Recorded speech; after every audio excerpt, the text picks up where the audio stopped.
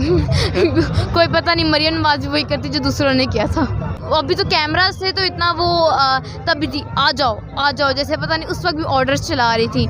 इमरान खान ने कहा कि जेल बर तरीक है तो सब शिरकत करें, तो मैं भी आ गई। और मैं तो बिल्कुल सबको कहूँगी कि आप शुरुआत ही बच्चों से करें।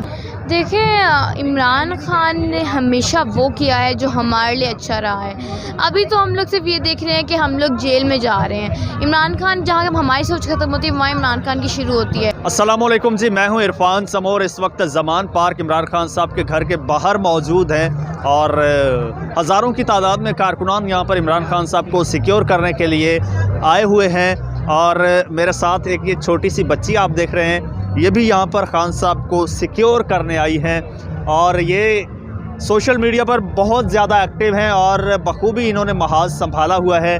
आज यहाँ पर आई हैं और आज खान साहब ने जेल भरो तहरीक का भी ऐलान कर दिया है। क्या ये जेल भी जाएंगी या सिर्फ सोशल मीडिया का महाज ही संभालेंगी? इनसे बात करते हैं। अस्सलाम वालेकुम। वालेकुम अस्सलाम। बच्चे, क्या नाम है आपका? शहरबानो। शहरबानो, आप सोशल मीडिया पर बहुत एक्टिव हैं, ठीक है, और मुखालफिन को बड़ा खूब आप रगड़ा भी लगाती हैं। तो ऐसा ही है, ठीक है। यहाँ पर अब सिनेरियो थोड़ा डिफरेंट है, ठीक है। यहाँ पर प्रैक्टिकली आपको प्रूव करना है कि आप वाकई खान साहब के साथ हैं, ठीक है।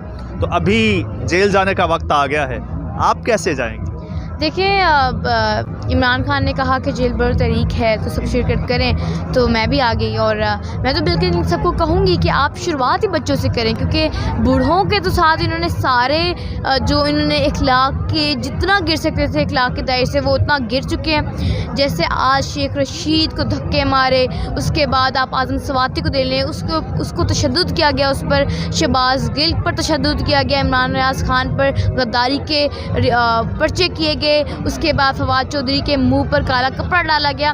तो इन्होंने गरीब जो बुज़ुर्ग थे उनके साथ जो करना था वो तो कर लिया, तो हम बच्चों को पहले करें ना, क्योंकि इखलाकियात के तो जो दायरे होते हैं उनको लिमिट्स तो पता नहीं है। ये तो हदें सारी पार कर चुके हैं, चाहे वो करप्शन में हो या चाहे वो गद्दारी में हो, चाहे वो इस चीज़ इखलाकियात के दायरे में हो।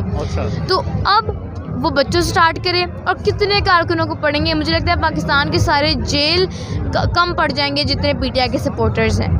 अच्छा, मुखालफिन तो कहते हैं कि पीटीआई के सपोर्टर्स बड़े मम्मी डैडी हैं, ठीक है, बर्गर बच्चे हैं, इनको 2 डंडे पड़ेंगे भाग जाएंगे।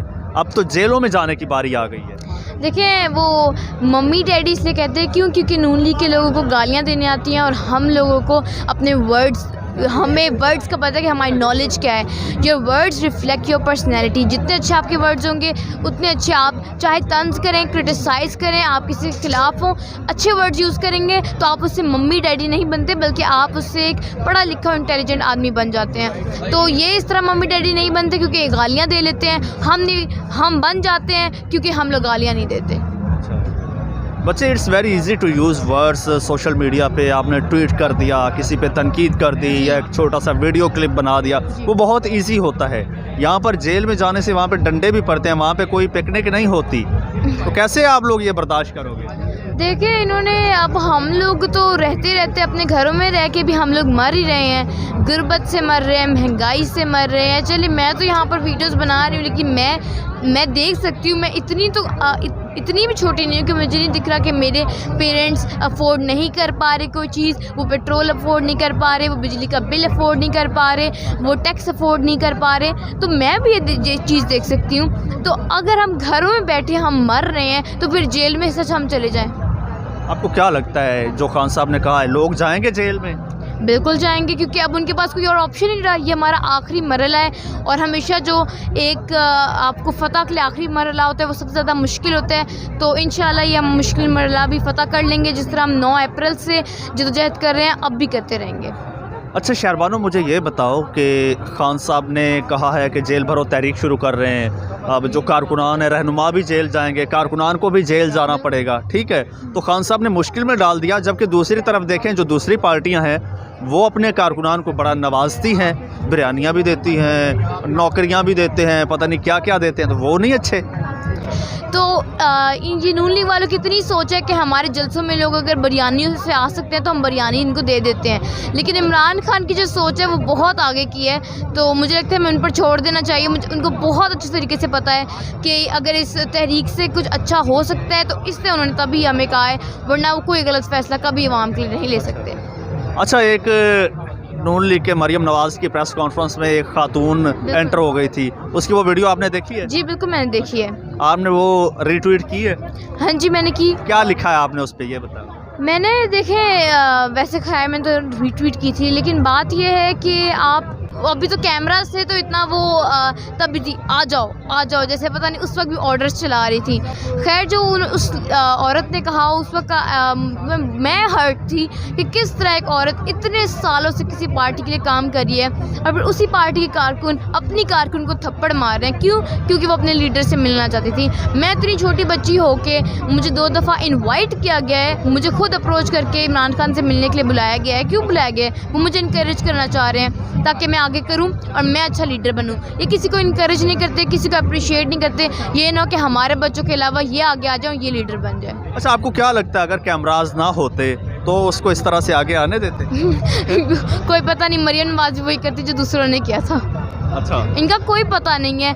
मैं उस्मान बुज़दार की जब हुकूमत थी तो क्रिटिसाइज़ करती थी बहुत ज़्यादा पुलिस को, और जो भी मैं करती थी किसी भी पॉलिसी के ख़िलाफ़ बोलती थी तो उस वक्त एक्शन लेते थे या मुझे उस वक्त पॉइंट्स बताते थे कि पॉलिसी उन्होंने क्यों रखी।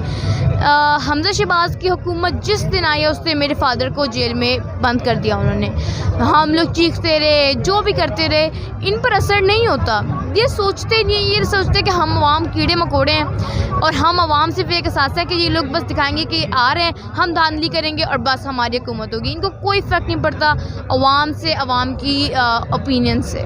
अच्छा, मुझे ये बताइए, आप छोटी सी हैं, अभी से सियासत में इतनी ज़्यादा इन्वॉल्व हो गई हैं और पीटीआई के और खान साहब के लिए खुल के बोलती हैं, तो आपका बैकग्राउंड क्या है? आपकी जो फैमिली है, पेरेंट्स हैं, वो भी कोई सियासी बैकग्राउंड है या आप इसी तरफ आई हैं सिर्फ? मेरे पेरेंट्स बचपन से किसी जलसे में नहीं गए, किसी प्रोटेस्ट में नहीं गए, यहाँ तक कि वो तो पीपल्स पार्टी को सपोर्ट किया करते हैं, बड़े डाई हार्ट फैन थे। और मेरे पेरेंट्स जिस पार्टी को सपोर्ट करते हैं, मेरे एक्टिवली सपोर्ट करते हैं। अच्छा। लेकिन जब से पीपल्स पार्टी, और पीपल्स पार्टी स्पेशली एक पार्टी है जिसने अपनी वर्थ खो दी है पीडीएम में आके, इतना तो पीएमएलएन को कुछ 2-3 पीएमएलएन के सपोर्टर्स भी रह गए, लेकिन पीपल्स पार्टी मुझे नहीं लगता पार्टी रही है, बिल्कुल ख़त्म हो चुकी है। वो अलग बात है, उन्होंने अपनी दहशतगर्दी की हुई है सिंध पर, वो भी इंशाल्लाह जल्दी अगले इलेक्शंस में उनकी ख़त्म हो जाएगी। तो मेरे पेरेंट्स ने जब देखा कि अब हमारी बस हो गई है, रजीम चेंज के बाद हमें एक चीज़ पता चली है कि जब हम सोचते थे कि इदारे हमारे हैं, हुकूमतें हमारी हैं, तो ये तो रजीम चेंज हमारे बचपन से हो रही थी। जब मेरे पेरेंट्स छोटे से, जब पाकिस्तान बना तब से ये रजीम चेंज हो रही थी। बस अब हमें इमरान खान ने शऊर दिया तो हमें मालूम हुआ है कि रजीम चेंज होती थी और इस तरह हमारे मुल्क के साथी क्या करते थे। चलें जी, आपका बहुत शुक्रिया।